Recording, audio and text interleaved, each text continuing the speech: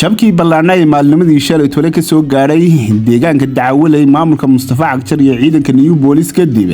saaka iyo Mustafa Cagjar ka soo daabulaya deegaanka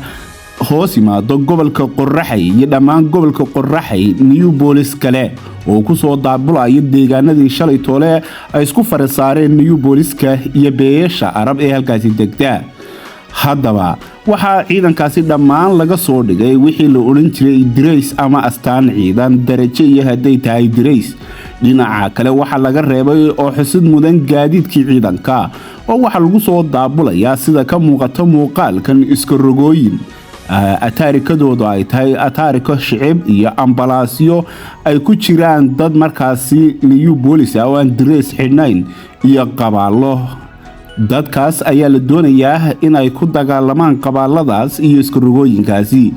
ambalaasyadan lagu soo guray hadda ciidan ahaanka u sidaana ay hadhow tiro dhaawacood iyo meydkooda ay daabulaan New Police-ka wixii waree ka soo kordha halkan ayaad kala socon doontaa Seteye Production 1